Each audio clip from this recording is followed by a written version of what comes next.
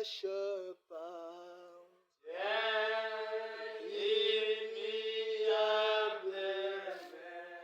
De Dieu, oh oui, espérons, espérons des choses éternelles. Oui, alléluia.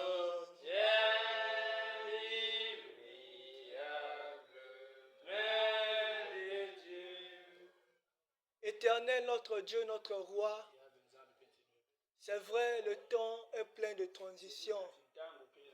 Nous voyons, Seigneur, nous écoutons des bruits de guerre partout. Et nous voyons des tempêtes s'abattre, Seigneur, sur la terre. Et ta voix nous dit de tenir ta main humiliable. Oui, c'est vrai, nous voulons la tenir, Seigneur, parce que c'est là où se trouve la paix pour le croyant. Oh Dieu, voilà pourquoi, Seigneur, ce soir, nous sommes venus ici, Seigneur. Non pas parce que nous voulons être sauvés, mais nous sommes déjà sauvés, Seigneur.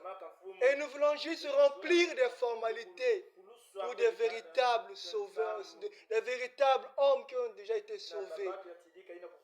Voilà pourquoi, Seigneur, nous te consacrons ces instants. Dieu de gloire, nous n'avons rien à apporter ce soir, mais c'est toi qui donne la nourriture convenable, Seigneur, pour nos âmes. Voilà pourquoi nous te consacrons toutes choses. Laisse que l'honneur et la gloire soient pour toi. Laisse que chacun de nous, Seigneur, soit convaincu de ton esprit et que nous puissions tous t'adorer comme des véritables adorateurs. Nous te remettons toutes choses, sois au centre de tout, parce que tu es vivant, au nom de Jésus-Christ. Amen. Amen. Acclamons le Seigneur Jésus-Christ.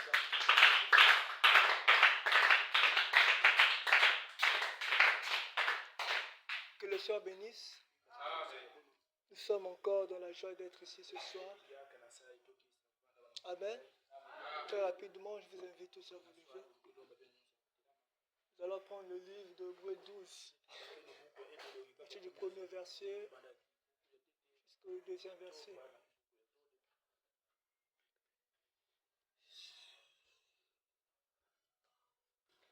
Nous donc aussi, puisque nous sommes environnés d'une si grande nuée de témoins, rejetant tout fardeau et le péché qui nous enveloppe si facilement, et courons avec persévérance dans la carrière qui nous est donnée, qui nous est ouverte, ayant les regards sur Jésus, le chef et le consommateur de la foi, qui, en vue de la joie qui lui est réservée, a souffert la croix, méprisé l'ignominie, et s'est assis à la droite du trône de Dieu. Prenons tous Matthieu. Matthieu, chapitre 5, à partir du verset. Prenons le verset 48.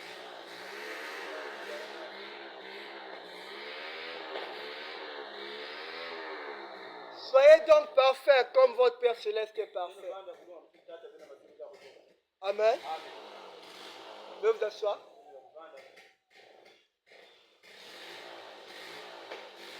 Ce soir, nous allons aborder ce thème. Abandonnons tout et courons vers le parfait. Abandonnons tout et courons vers le parfait. Chaque homme, chaque femme est appelé à abandonner quelque chose un jour. Nous sommes tous, oui, nous l'avons déjà fait. Nous avons déjà abandonné certaines choses pour peut-être nos profits. On peut nous faire une proposition. Ah, mon frère, regarde tel endroit. Il y a quelque chose qui est tenté de se faire. Mais toi, peut-être, tu étais déjà quelque part. Là où tu trouvais qu'il y a plus d'avantages. Mais quand on te présente encore autre chose qui te plaît encore, là, tu trouves mieux d'abandonner ce que tu fais pour aller vers cette autre chose. Cette chose qu'on t'a proposée. Et c'est ainsi va aussi la vie. C'est cela la vie humaine. La vie humaine, c'est avance par avance. D'abandon par abandon. Demain, tu es quelque part là. Demain, tu trouves autre chose, tu abandonnes là où tu étais pour aller vers autre. Demain, hier, peut-être tu vivais avec tes parents. Mais aujourd'hui, tu es appelé à les abandonner, à se séparer d'eux pour aller vers. C'est cela la vie humaine. Et tout cela est basé par notre choix, notre décision. Parce que la vie sur la terre est faite ainsi. La vie sur la terre est faite de choix. Tu dois vivre de choix en choix. On te revient ce matin.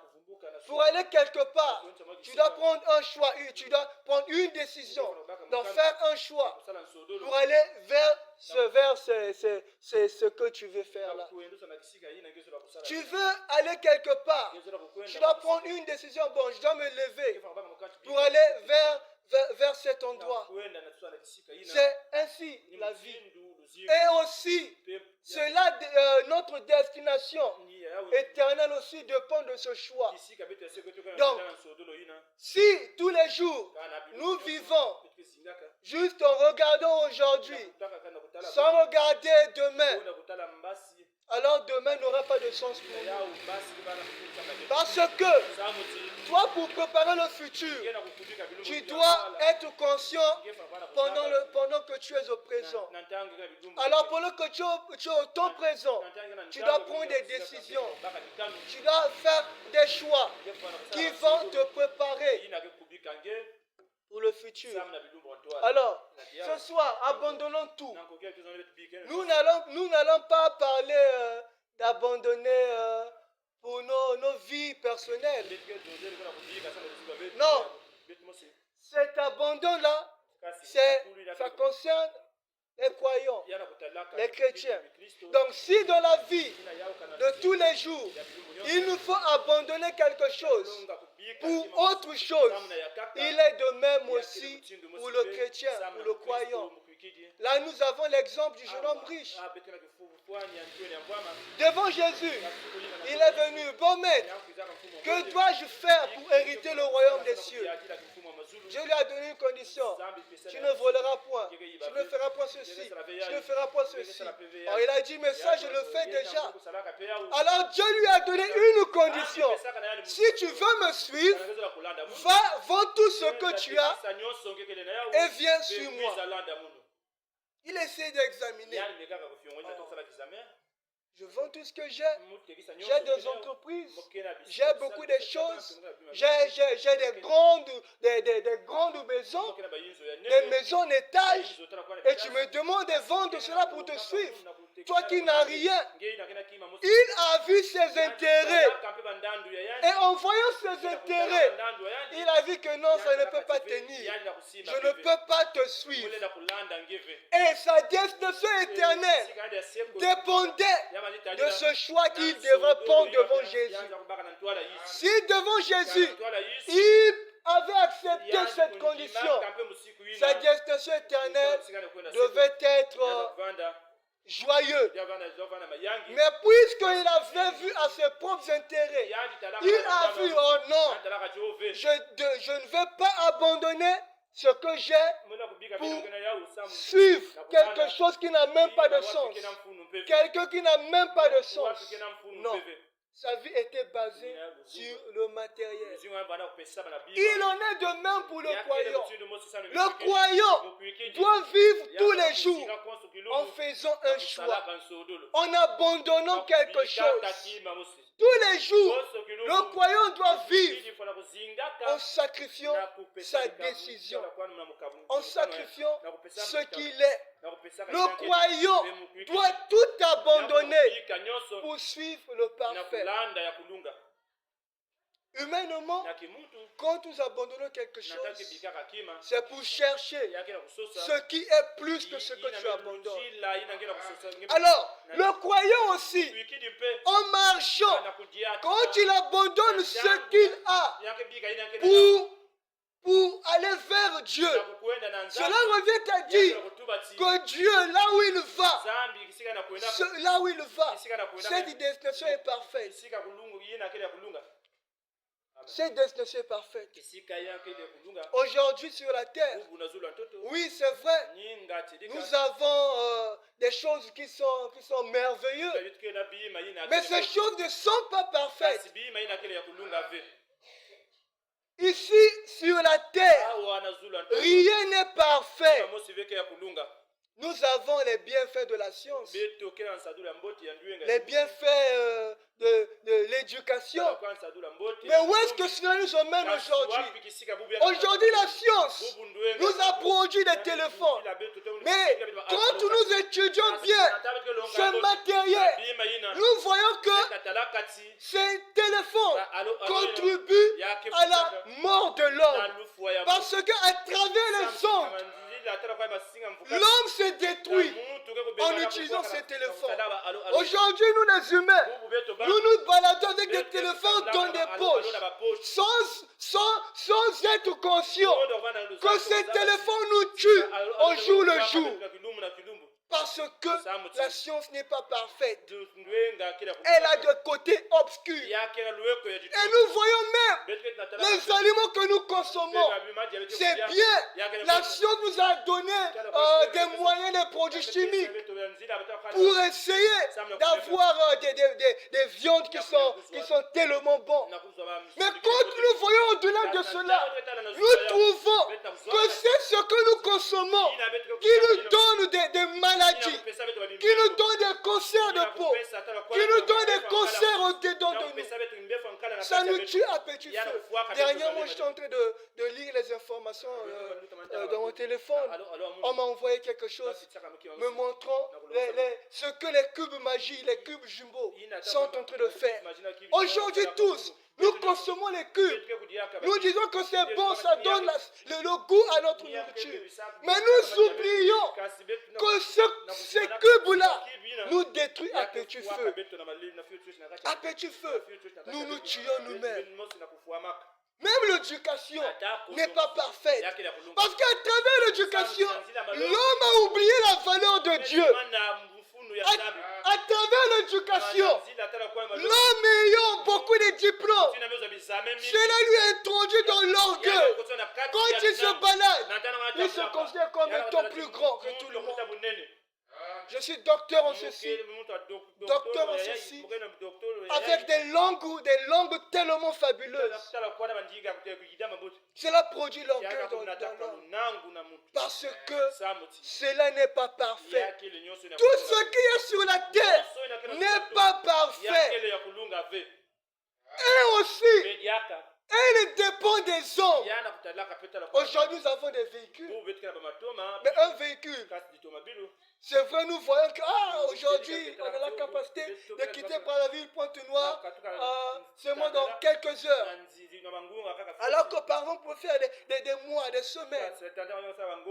Mais aujourd'hui, dans quelques heures, on est à Brazzaville. Mais elle n'est pas parfaite. Parce que, même pour se déplacer, l'homme doit fournir des efforts. Cela prouve que aujourd'hui sur la terre, rien n'est parfait. Mais il y a une seule chose qui est parfaite. Il y a un seul être qui est parfait. Et c'est Dieu. Et tout ce qu'il fait est parfait. Tout ce que Dieu fait est parfait. Et dans son vouloir, il veut aussi que ses enfants puissent être comme lui.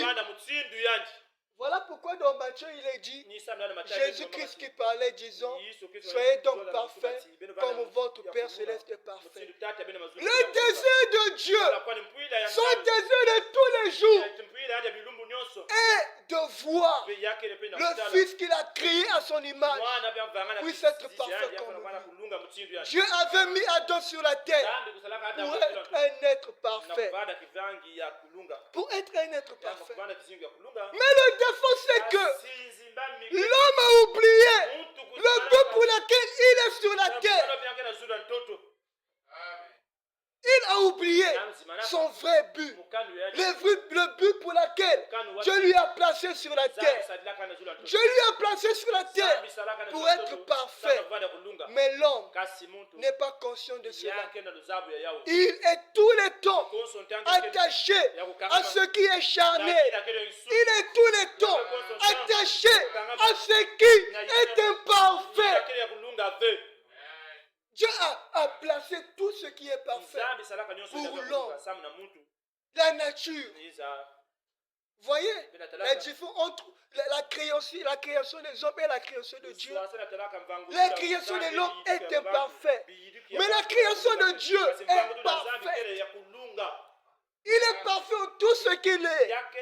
Le soleil, quand nous le voyons, il ne fait aucun effort parce que c'est l'œuvre du parfait.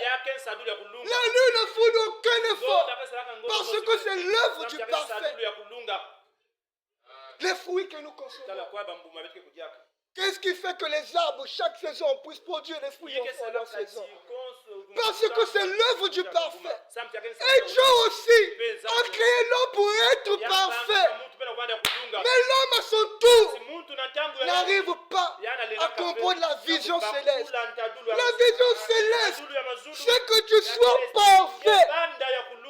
Mais comment être parfait si nous ne sommes pas conscients de ce que nous possédons, de ce que Dieu a fait de nous? Dieu a fait. Pardon.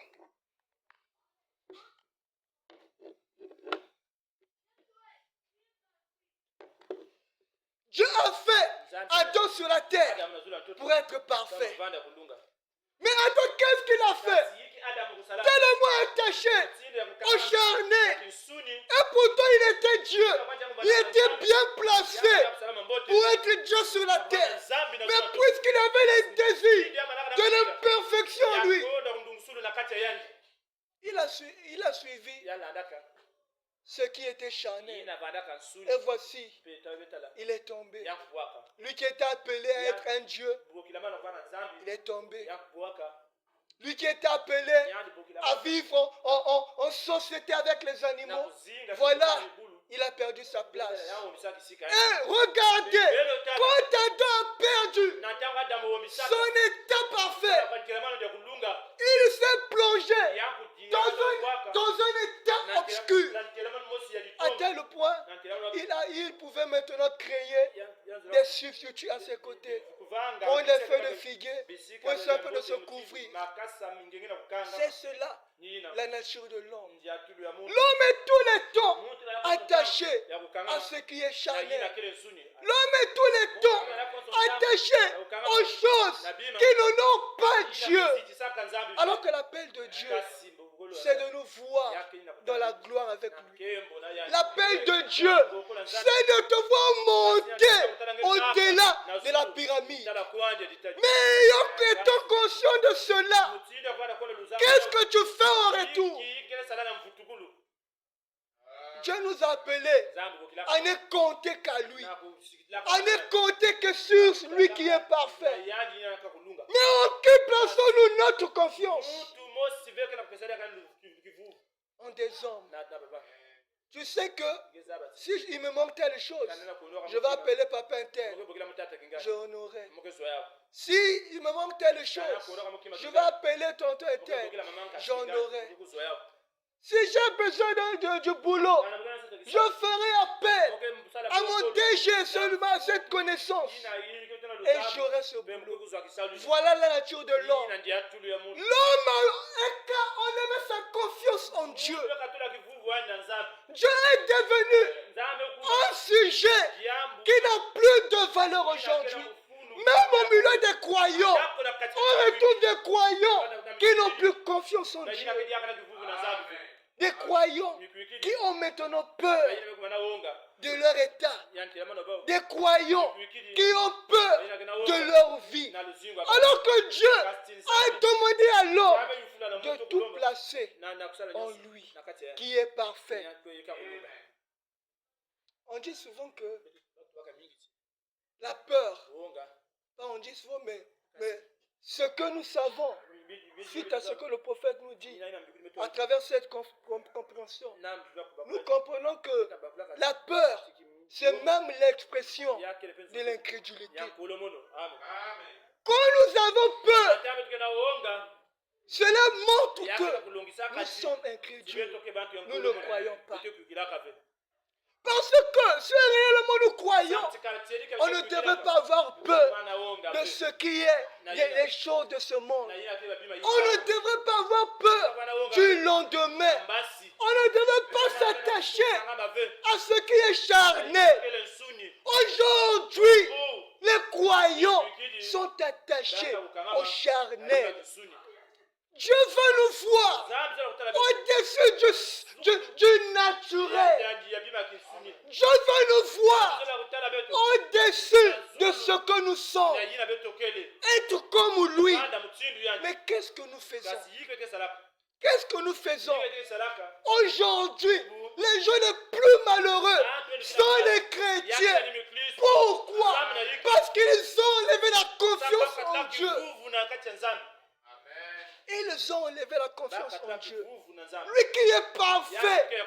Les croyants ont enlevé cette confiance. Ils ont placé leur confiance en des hommes. Ils ont placé leur confiance en des hommes. Ils n'ont plus la pleine confiance en Dieu. Dieu nous a appelés à porter sa puissance.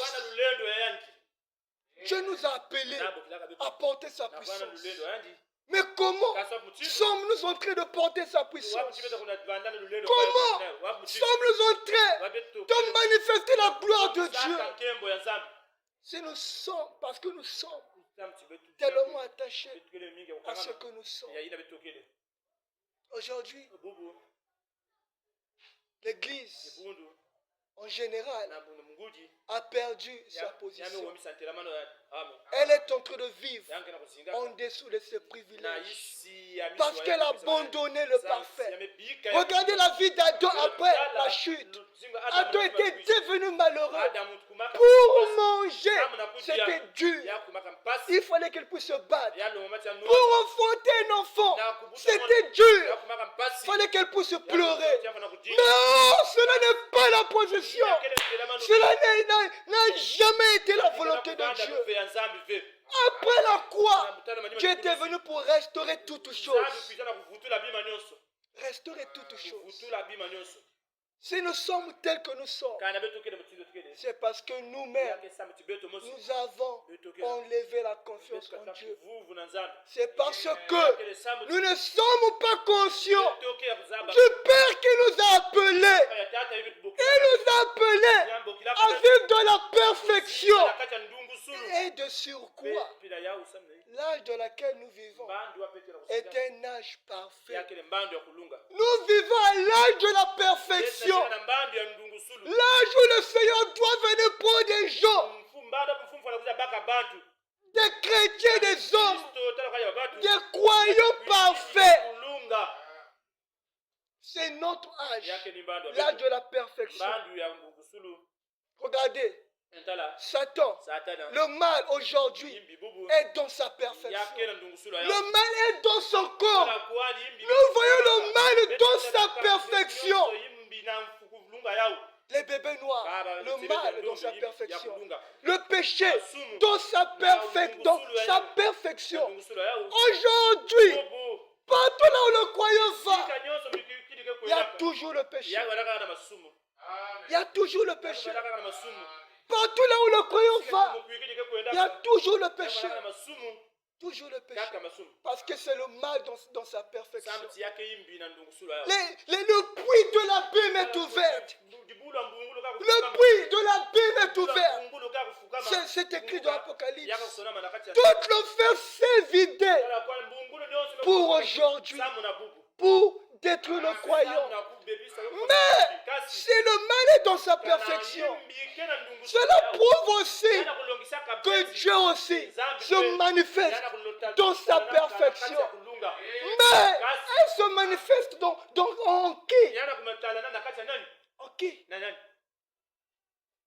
Dieu se manifeste-t-il en nous dans sa perfection? Il se manifeste en nous?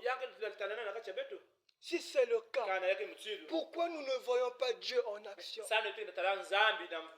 Pourquoi nous ne voyons pas Dieu dans nos vies? Pourquoi nous sommes liés à ce qui est charnel? Pourquoi nous sommes liés à ce qui ne produit rien pour nos âmes? Aujourd'hui, le croyant peut tout faire toute la journée pour ce corps qui n'a même pas de valeur. Mais il n'arrive pas à faire quelque chose pour son âme. Qu'est-ce qui fait cela? La soif en Dieu n'est plus. La soif en Dieu. La soif en Dieu n'est plus. Nous sommes appelés à être des véritables chrétiens. Nous sommes appelés à être parfaits. Nous sommes appelés à monter plus haut.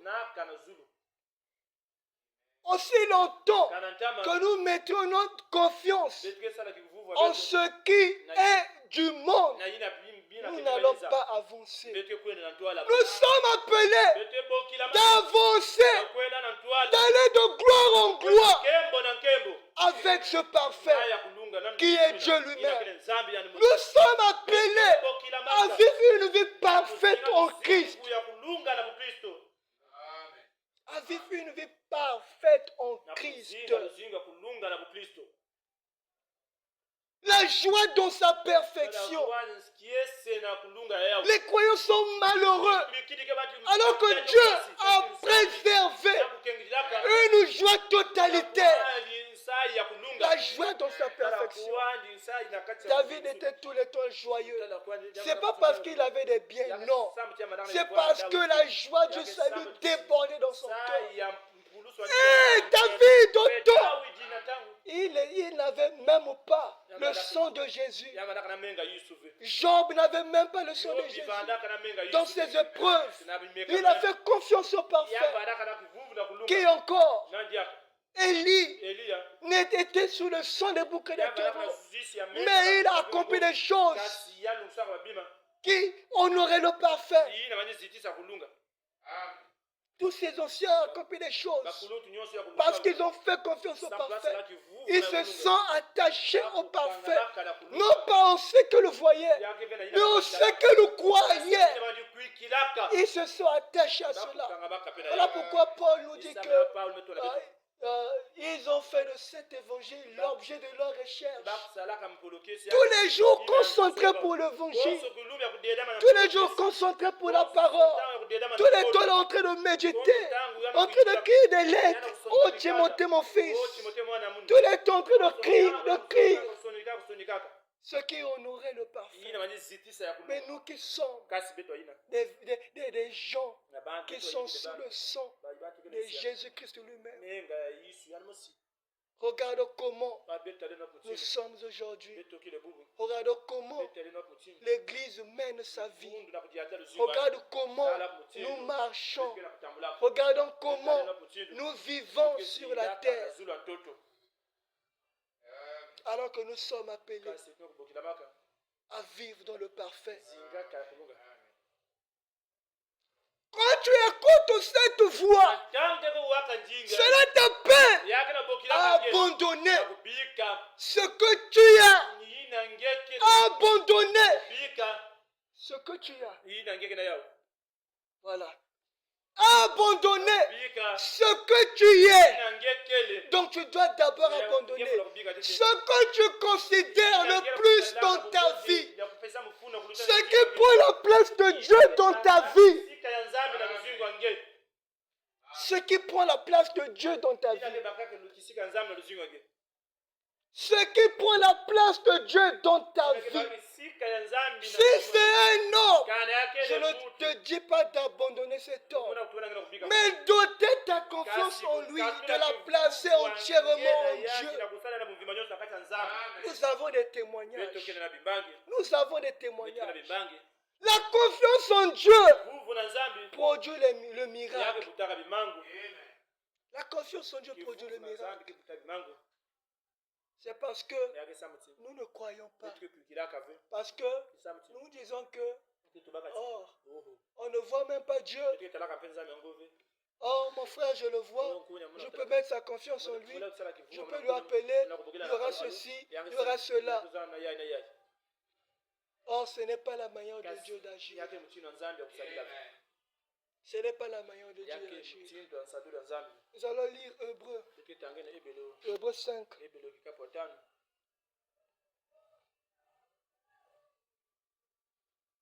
Hébreux 5 à partir du verset 11.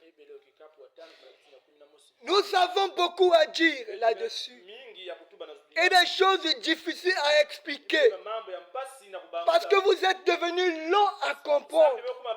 Aujourd'hui, l'Église n'arrive plus à comprendre ce que Dieu dit. N'arrive plus à saisir la voix de Dieu.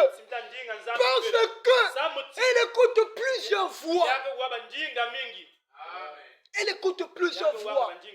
Le frère Branham dit dans la brochure, écoutez-le, écoutez sa voix. Et il dit que nous écoutons plus la voix du dehors qu'au lieu d'entendre la voix de Dieu. Depuis ce matin, est-ce que tu as déjà écouté la voix de Dieu? L'as-tu déjà écouté? Qu'est-ce que Dieu t'a dit depuis ce matin? C'est parce que nous ne vivons pas dans cette atmosphère du parfait. C'est parce que nous sommes devenus lents à comprendre la volonté de Dieu. Nous saisissons moins la volonté de Dieu. Quand je dis nous, c'est nous. Nous, les croyants, laissons d'abord les incroyants de côté. Laissons-les de côté. Rentrons nous-mêmes. Examinons notre marche. Nous devons monter. C'est cela le désir de notre Dieu. Nous devons monter et rentrer dans le parfait afin de manifester le parfait. Afin de manifester le parfait.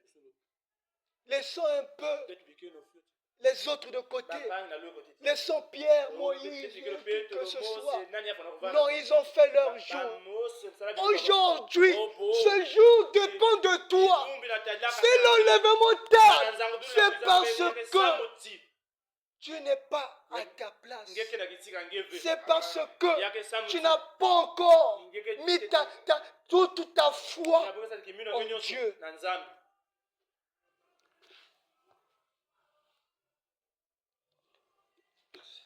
Vous, en effet, qui depuis longtemps devriez être des maîtres, nous sommes appelés à être des maîtres. Cette écriture est au temps présent. Et la Bible est au temps présent. La Bible est au temps présent. Donc quand nous lisons l'écriture, cela ne regarde pas au passé. Cela te regarde toi. Toi qui es aujourd'hui. Ne regarde pas au frère Juvé. Ne regarde pas la sœur Véro. Ne regarde pas la sœur Nadège. Regarde toi-même. Parce que ce soir, tu n'es pas venu pour un homme. Tu es venu parce que tu veux arriver quelque part avec ton Dieu. Voilà pourquoi, mon frère, lève-toi. Tu es appelé à être un maître. Tu es appelé à être un maître. Un maître. C'est quoi un maître? Un maître est très différent d'un. Il y a une grande différence entre maître et élève. Prenons le cas par exemple d'un enseignant. Un élève du CP1 ne peut jamais se comparer avec son enseignant. Jamais. Jamais. Je vais cocher la lecture. Vous savez, vous en effet qui depuis longtemps deviez être des maîtres.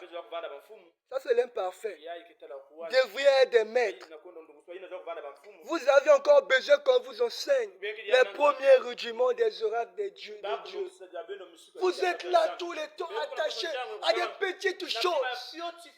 Mais si on peut faire un retour en arrière, frère, tu as cru depuis quelle année? Tu as déjà combien de sons dans le message? Mais on est Dieu avec Dieu. On doit toujours te pousser à venir à l'église. On doit toujours te pousser à venir à la prière. Mais nous qui depuis longtemps devrions être des maîtres.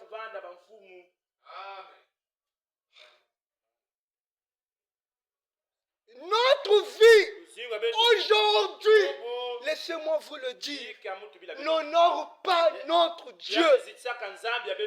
Notre vie n'honore pas Dieu, mais elle éloigne Dieu de nous. Elle éloigne Dieu de nous.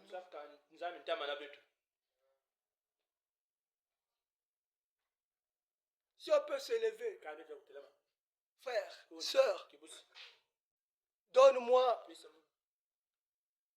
une écriture. Là, frère Branham parle de ceci. Donne-moi un verset biblique qui parle de ceci. Donne-moi une écriture qui parle de ceci. Est-ce que vous serez apte à le faire? Est-ce que vous serez apte à le faire? Combien de fois lisons-nous la Bible? Alors que la parole de Dieu, c'est ce qui est parfait. Combien des heures faisons-nous devant la lecture de la parole, devant la prière? Mais combien de temps passons-nous dans la journée en train de parler de n'importe quoi? Combien de temps? Quelle valeur accordons-nous au Seigneur Jésus? Quelle valeur accordons-nous à sa parole? Quelle valeur?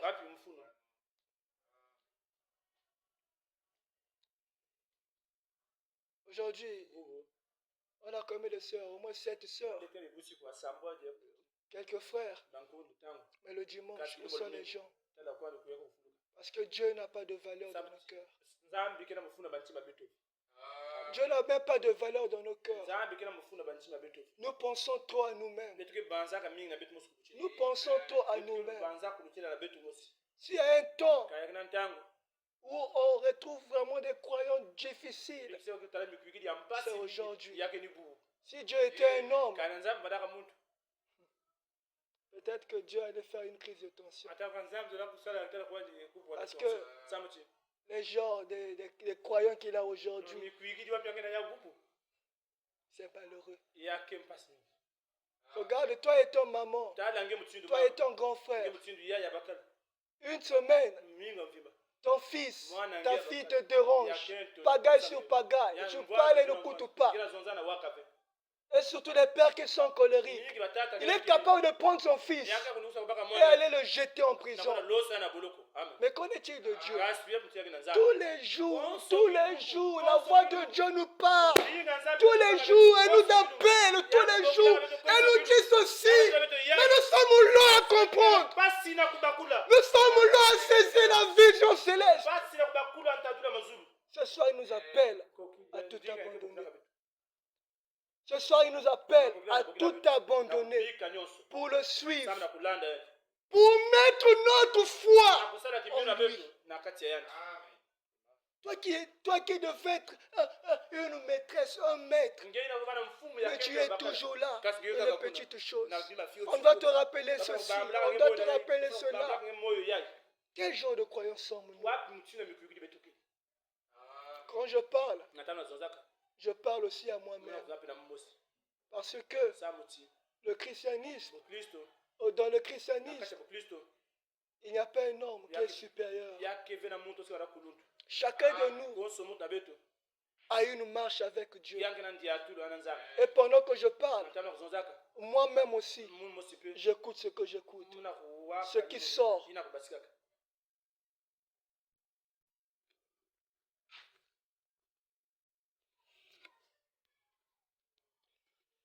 Vous avez encore besoin qu'on vous enseigne les premiers rudiments des œuvres de Dieu. Vous en êtes venus à avoir besoin de lait et non d'une nourriture solide. Or, quiconque est au lait n'a pas l'expérience de la parole de la justice, car il est un enfant. Aussi longtemps que nous serons des enfants, nous serons là. Je ne sais même pas quel terme utiliser. Nous sommes appelés à être parfaits. Soyez donc parfaits comme votre Père Céleste est parfait. Cela n'est pas la parole d'un homme, mais c'est la parole de Dieu. Frère sagesse, est-ce que nous aussi, on est appelé à être parfait?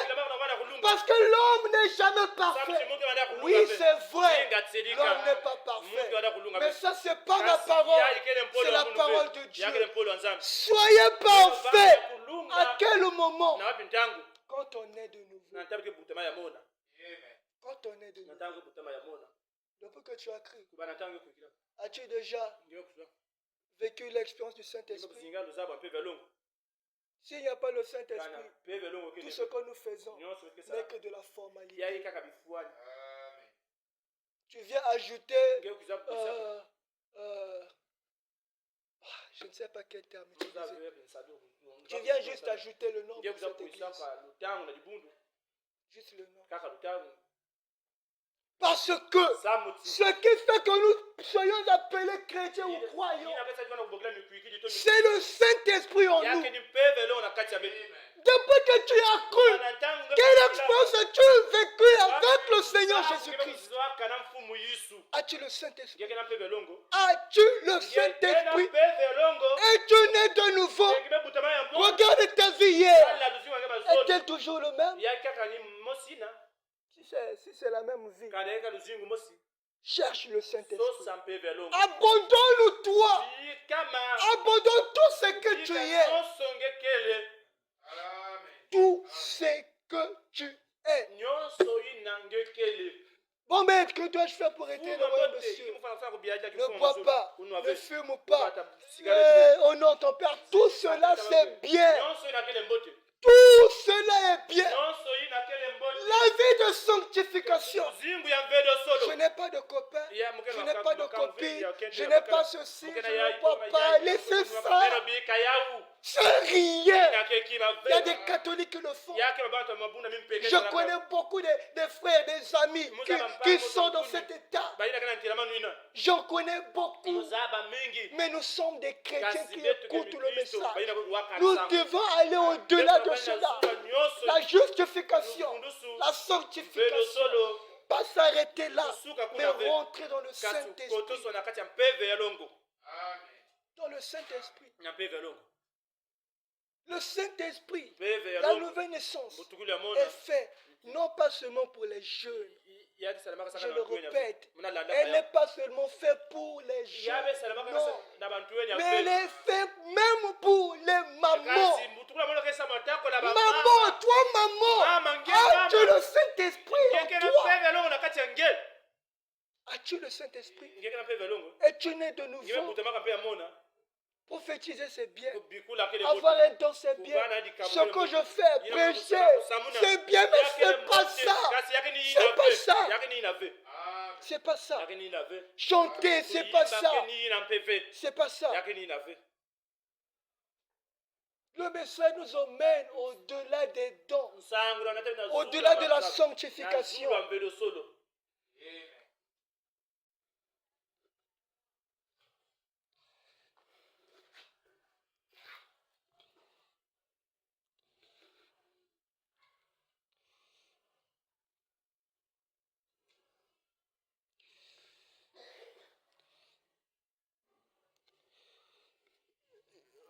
Chapitre 6, toujours dans Hébreu. C'est pourquoi, laissant les éléments de la parole de Christ, tendant à ce qui est parfait, sans poser de nouveau le fondement du renoncement aux œuvres mortes, marchons vers le parfait, abandonnons tout, courons vers lui qui nous a Laisse-moi te dire, mon frère, laisse-moi te dire, ma soeur, que en Dieu, le hasard n'existe pas. Ça n'existe pas. Non, non, non. Il connaît toutes choses. Il connaît toutes choses. Dans son plan, il savait que mon fils David allait être ici ce soir. Il savait que ma fille interne allait être ici ce soir. Il n'y a pas de hasard. Il n'y a pas de hasard. Le Seigneur est en train de nous parler. Le Seigneur est en train de nous parler. Pendant que j'étais en train de dormir depuis le dimanche, je pense, j'étais en train de dormir, je me suis réveillé au milieu de la nuit pour prier. Et quand je me suis rendormi, j'écoute une voix qui me dit, abandonnons tout et courons vers le parfait. Abandonnons tout et courons vers le parfait. Et quand je me suis réveillé, je me disais, ah, mais qu'est-ce que ça veut dire? Qu'est-ce que ça veut dire? Qu'est-ce que ça veut dire? Et jusqu'alors, donc j'étais en train de me questionner, mais qu'est-ce que ça veut dire? Je ne sais pas, je ne sais pas.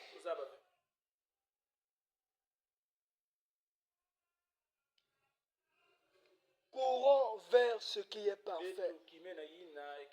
Rejetons tous nos fardeaux, tout ce qui pèse en nous. Je vous le dis, aussi longtemps que vous allez mettre votre confiance en un homme, vous n'irez jamais quelque part. Un chrétien, c'est celui qui vit uniquement en Dieu. Seul Dieu qui est parfait, qui est un véritable absolu, seul lui. Tu veux prendre une décision, regarde à Dieu.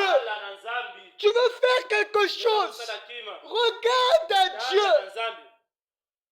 Parce qu'en lui, il n'y a pas d'échec.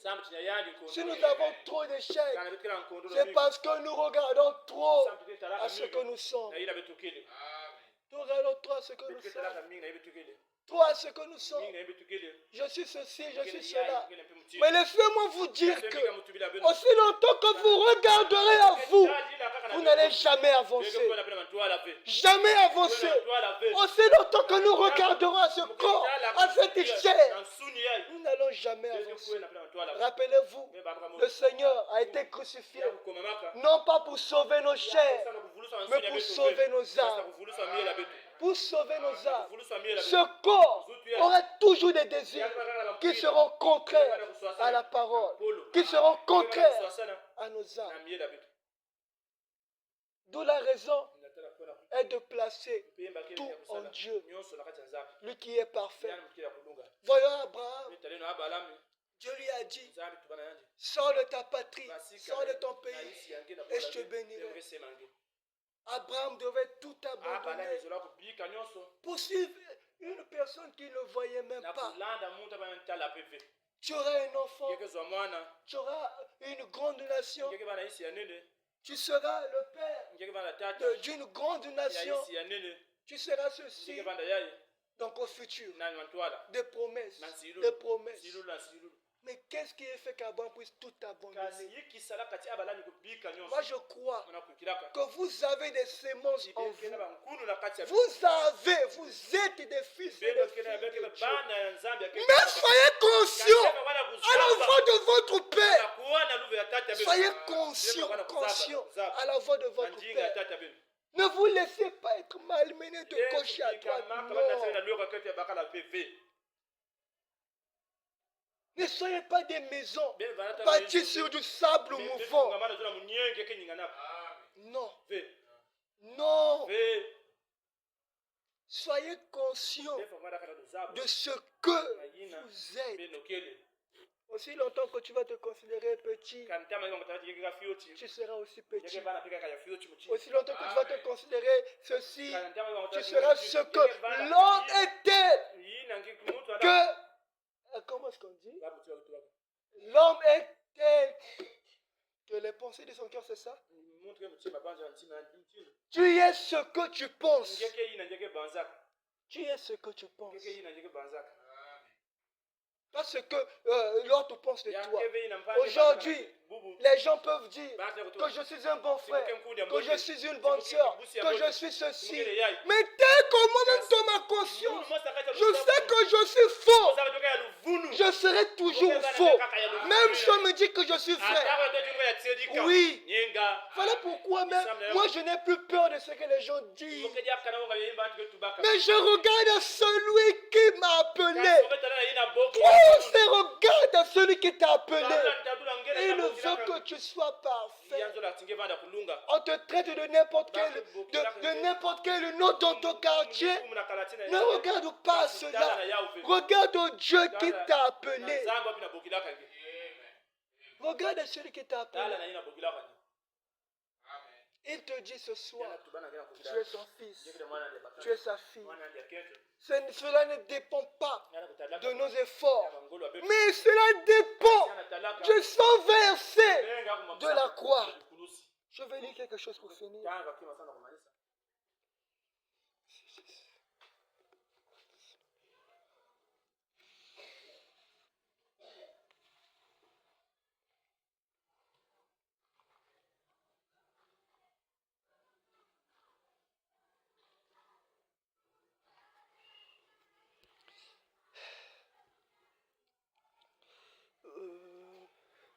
La perfection. Prêché en 57, le paragraphe 49. Version La Voix de Dieu. Il a, par son propre sang, entièrement racheté nos péchés et amené à la perfection pour toujours ses croyants. Par conséquent, en Christ, nous sommes irréprochables, parfaits, dans la présence du Dieu Tout-Puissant. Nous sommes des gens qui vivent au... Je vais d'abord m'arrêter là. Je réitère. Par son propre sang, entièrement racheté nos péchés et amené à la perfection pour toujours ses croyants. Par conséquent, en Christ, nous sommes irréprochables, parfaits de la présence du Dieu Tout-Puissant. Il a pris nos péchés. Il a pris ceci. Peu de connaissance pour ceux qui sont en Jésus-Christ. Il y a toujours une condition. Et la condition, c'est d'être en Christ. Es-tu en Christ? Es-tu né de nouveau? Es-tu né de nouveau? Es-tu en Christ? As-tu déjà reçu le Saint-Esprit? Es-tu déjà baptisé du Saint-Esprit? Réponds à cette question. Quelle expérience as-tu déjà vécue avec Jésus-Christ? Depuis que tu as cru, où en es-tu? Où en es-tu? Ne regarde pas à la sanctification. Laisse-moi la sanctification. Laisse ça. C'est rien. Ne regarde pas parce que tu partages. Non, laisse ça. Ne regarde pas ça. Laisse ça tranquille. Mais le Saint-Esprit, on a-tu déjà?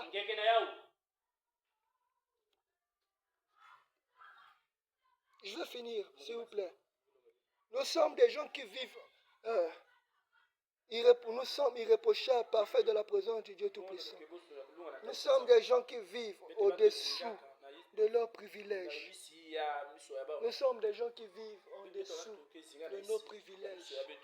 Parce que nous ne regardons pas au parfait.